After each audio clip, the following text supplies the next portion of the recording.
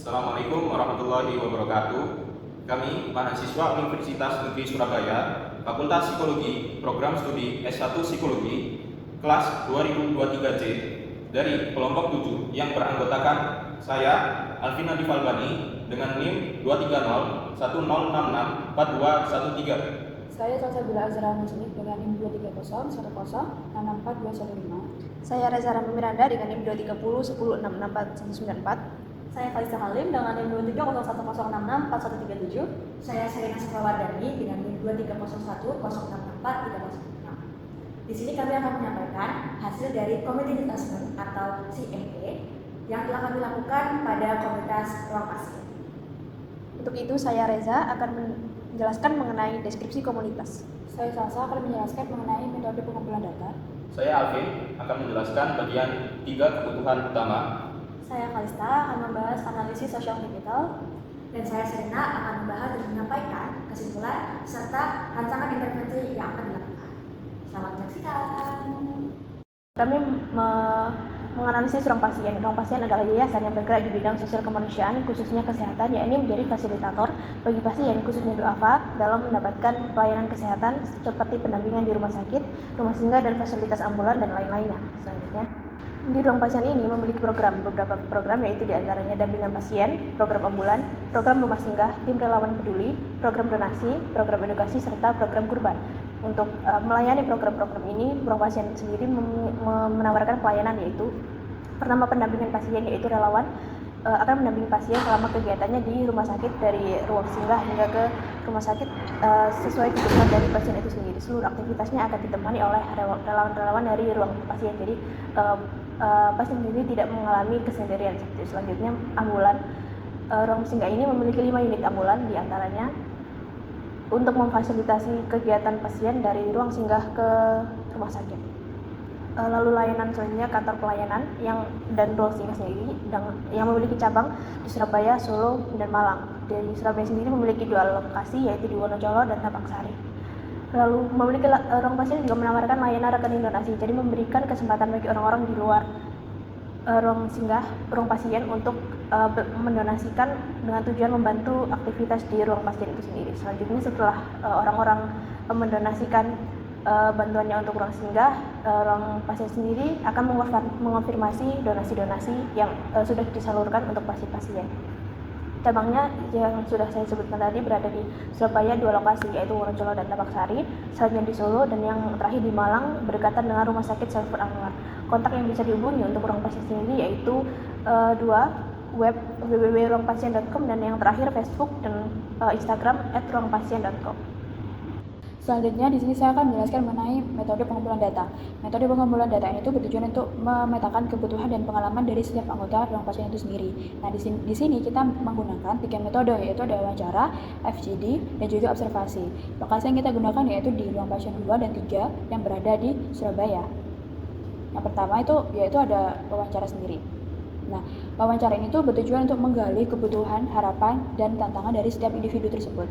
Nah, di sini tuh diikuti oleh 1 pendiri, 1 pengurus, 1 pendamping, dan juga 3 pasien. Nah, fokus dari pertanyaannya itu mengarah pada kebutuhan operasional, dukungan emosional, akses layanan, dan juga kendala pendanaan itu sendiri. Lalu yang kedua, kita menggunakan FGD. Nah, FGD ini tuh bertujuan untuk mengidentifikasi bagaimana apa kebutuhan bersama dan prioritas apa yang mereka butuhkan saat ini. Nah, lalu pada FGD ini tuh dibagi menjadi 2 sesi. Nah, di sesi pertama itu ada pengurus dan juga pendiri serta relawan. Lalu di sesi kedua yaitu dengan pasien, dan itu dilakukan di ruang pasien 3. Yang terakhir yaitu kita melakukan observasi. Nah, observasi sendiri itu bertujuan untuk melihat bagaimana kelangsungan di ruang pasien 2 dan 3 itu sendiri. Nah, fokusnya ini tuh kepada kondisi fisik dari ruang pasien itu sendiri, lalu kapasitas ruangnya itu seperti apa, dan bagaimana interaksi sosial antara pasien satu sama lain. Selanjutnya akan dijelaskan oleh rekan saya. Selanjutnya memasuki bagian 3 kebutuhan utama yang diperlukan di komunitas yayasan ruang pasien. Berdasarkan hasil wawancara, forum group discussion atau FGD, dan observasi yang telah kami lakukan di lapangan kemarin, kami dapat menyimpulkan terdapat 3 kebutuhan utama di ruang pasien. Yang pertama, aktivitas keseharian. Yang kedua, memperkenalkan ruang pasien ke masyarakat. Dan yang ketiga, dana dan fasilitas. kita bahas dari mulai pertama dulu. Yang pertama, kenapa aktivitas keseharian?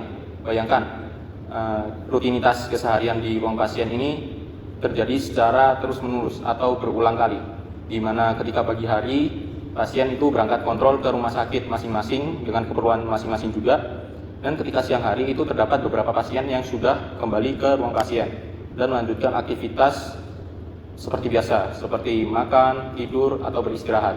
Hal tersebut membuat pasien merasa bosan dan dapat menurunkan motivasi dari pasien itu sendiri. Hal tersebut dibuktikan dari hasil forum group discussion atau FGD yang kami lakukan kemarin, di mana terdapat pendapat bahwa rumah pasien ini sebagai rumah pemulihan. Jadi ketika mereka bosan, mereka akan pergi ke teras untuk menghilangkan rasa kebosanan tersebut. Oleh karena itu, perlunya pemberian program kegiatan ringan seperti edukasi singkat dan kegiatan kreatif agar menambah selingan atau aktivitas baru untuk menghilangkan rasa kebosanan pada pasien di ruang pasien. Yang kedua, memperkenalkan ruang pasien ke masyarakat. Dari hasil percakapan kami waktu di lapangan dengan pengurus, dari pihak pengurus bercerita bahwa belum banyak orang yang mengenal dan mengetahui keberadaan dari ruang pasien ini. Kalaupun terdapat orang yang tahu, itu pun sekedar lewat dari hanya mulut ke mulut. Bahkan dari kami pun, beberapa baru tahu keberadaan ruang pasien ini ketika melakukan survei. Hal tersebut mengakibatkan aktivitas atau aliran dana yang kurang stabil dan kurang menunjangnya dana CSR atau kerjasama dengan instansi dan lembaga yang membuat komunitas yayasan ruang pasien ini rentan. Dari pendiri dan pengurus sendiri sangat berharap bahwa terdapat dukungan CSR dari instansi atau lembaga atau donatur lainnya, sehingga operasional di ruang pasien ini dapat berjalan secara optimal. Oleh karena itu, perlunya dukungan dari pihak luar, strategi promosi, dan membangun kolaborasi dengan pihak eksternal agar membantu mempromosikan keberadaan ruang pasien ini ke masyarakat luas. Selanjutnya, kebutuhan yang ketiga yaitu kebutuhan dana dan fasilitas. Jadi operasional di ruang pasien ini kesehariannya berjalan karena terdapat iuran sebesar 15.000 per orang dan dari kemurahan hati donatur. Namun dua hal tersebut saja tidak cukup untuk memenuhi keseluruhannya. Salah satu pengurus menyebutkan bahwa iuran 15.000 per hari dipakai untuk konsumsi, sementara masalah lain seperti dana transportasi, dana untuk sembako, dan dana darurat untuk merenovasi rumah ketika bocor ataupun yang lainnya itu masih mengandalkan dari biaya donasi. Sehingga ketika donasi yang masuk itu menipis, komunitas yayasan ruang pasien ini akan lebih rentan untuk mengoptimalkan operasional dari fasilitas yang ada. Oleh karena itu, perlunya pendanaan yang lebih terstruktur seperti proposal CSR ke perusahaan, program donasi bulanan, atau event penggalangan dana itu perlu diprioritaskan agar operasional di ruang pasien ini dapat berjalan secara optimal. Pada slide ini, saya menjelaskan bahwa model sosial dalam komunitas ruang pasien dianalisis menggunakan dua perspektif utama, yaitu Robert D. Putnam dan Pierre Bourdieu. Menurut Putnam, modal sosial terlihat dari jaringan, kepercayaan, dan norma yang mendorong kerjasama. Sementara, menurut Bourdieu, modal sosial juga berfungsi sebagai sumber daya strategis dalam struktur kekuasaan. Di komunitas ruang pasien, bonding social capital tampak sangat kuat melalui tingginya kepercayaan antar anggota, budaya yang saling membantu, dan juga praktik pembebasan iuran bagi anggota yang kurang mampu. Bridging social capital sudah ada, misalnya lewat bantuan antar cabang dan penyebaran informasi dari mulut ke mulut. Tetapi, hal ini masih bersifat informal dan belum berkembang menjadi kerjasama yang terlembaga. Sementara itu, linking social capital justru menjadi aspek yang paling lemah karena hubungan dengan rumah sakit serta donatur yang masih bersifat personal dan belum berbasis kerjasama secara resmi. Model sosial yang ada di komunitas ruang pasien memberikan dampak yang cukup signifikan, namun bersifat dua sisi. Di satu sisi, ikatan sosial yang kuat membuat anggota komunitas mampu saling menopang dalam memenuhi kebutuhan dasar seperti makanan dan juga tempat tinggal. Dukungan juga diperkuat melalui koordinasi yang baik lewat grup WhatsApp, serta rasa kebersamaan yang membangun ketahanan psikososial. Namun di sisi lain, lemahnya linking sosial, kapital membuat komunitas berada dalam posisi yang rentan secara struktural. Ketidakan kerjasama formal dengan institusi kesehatan dan juga pemerintah, serta ketergantungan pada donatur yang tidak stabil, membuat pemenuhan kebutuhan jangka panjang yang sulit direncanakan. Selain itu, peran beberapa figur kunci yang terlalu dominan menimbulkan resiko kelelahan dan menunjukkan bahwa kapasitas organisasi belum terdistribusi secara merata. Di sini saya akan menyampaikan mengenai kesimpulan dari Community Need Assessment yang telah kami lakukan. Nah, komunitas ruang pasien itu ternyata memiliki model sosial internal yang kuat, terutama pada jenis bonding kapital, yang dimana itu terbentuk dari kepercayaan dan solidaritas. Namun, komunitas ini masih menghadapi 3 kebutuhan utama yang menjadi tantangan mereka. Yang pertama, minimnya variasi aktivitas harian pada pasiennya. Jadi, pasien-pasien ini mengalami kebosanan, sehingga diperlukan adanya selingan aktivitas hariannya. Lalu, keterbatasan fasilitas fisik, terutama pada ambulansnya yang hanya terdapat 1 per tiap cabangnya. Dan yang ketiga yaitu lemahnya dukungan struktural. Jadi donasi-donasi ataupun donatur juga masih tergantung daripada orang-orang yang ingin memberikan.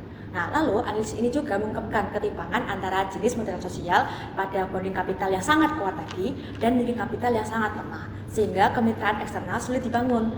Lalu, secara keseluruhan, komunitas ruang pasien ini membutuhkan dukungan tambahan untuk memperkaya aktivitas, memperbaiki sarana, dan memperkuat hubungan eksternal seperti pada lembaga-lembaga pemerintahan di rumah sakit maupun lembaga-lembaga sosial yang lainnya, demi keberlanjutan jangka panjang. Selanjutnya yaitu rekomendasi intervensi yang akan dilakukan. Nah, dari kami sendiri untuk menjawab kebutuhan pasien akan selingan kegiatan yang menjadi kebutuhan utama mereka di tengah aktivitas mereka sehari-hari, kami merancang intervensi ini dengan aktivitas edukatif dan juga kreatif yang akan mudah dilakukan oleh seluruh pasien, tidak terkecuali pasien-pasien yang ada pada ruang pasien yang memiliki penyakit-penyakit kronis atau penyakit akut seperti kanker dan lain sebagainya. Kegiatan ini juga mampu memberikan relaksasi bagi pasien serta memberikan kesempatan baru bagi pasien di ruang pasien mempelajari garis baru. Nah, intervensi yang akan kami lakukan ini diberikan judul sesi edukasi dan kreasi bersama. Nah, prosedur-prosedurnya yang pertama bisa dibuka oleh pembukaan singkat dan penjelasan tujuan kegiatan. Jadi di awal kami menjelaskan bagaimana sesi ini akan berlangsungnya seperti apa pada pasien dan juga pada pengurus. Lalu yang kedua, penyampaian edukasi ringan terkait pengelolaan stres atau aktivitas positif selama masa pengobatan. Karena kami sendiri dari mahasiswa psikologi, juga kami ingin memberikan edukasi ringan tentang mereka tentang kesehatan mental ataupun apa yang memang mereka perlukan untuk kami berikan edukasi tentang yang apa yang mereka butuhkan itu tadi. Dan yang ketiga, aktivitas kreatif sederhana seperti meronce, menyulam, atau mungkin bisa melukis dan dilakukan bersama dan dipandu oleh fasilitator yang ikut dari kami sendiri. Dan yang terakhir, refleksi singkat untuk menggali perasaan dan manfaat dari keterangan peserta. Dari apa yang kami lakukan, dari mulai edukasi dan juga aktivitas kreatif, kami juga perlu evaluasi bagaimana perasaan mereka. Karena kan seperti tujuannya dari intervensi ini memberikan relaksasi pada mereka dan memberikan aktivitas-aktivitas sebagai salinan dari sehari-hari mereka agar mereka tidak bosan. Sehingga perlu adanya refleksi singkat ini untuk menanyakan kepada pasien-pasien ini setelah adanya intervensi ini apa yang mereka rasakan. Dan yang terakhir, tak lupa penutupan serta penyerahan hasil karya agar dapat dibawa pulang. Jadi hasil-hasil karya dari aktivitas kreatif ini tidak hanya sebagai mereka mempelajari kreativitas, tapi mereka bisa membawa pulang atau sebagai kenang-kenangan dari kami ini bahwa mereka telah membuat sesuatu yang bermanfaat juga. Mungkin itu hasil dari Community Need Assessment yang telah kami lakukan pada komunitas ruang pasien. Selanjutnya ada beberapa cuplikan-cuplikan dari kegiatan kami dari mulai observasi, wawancara, dan juga FGD yang kami lakukan selama Community Need Assessment.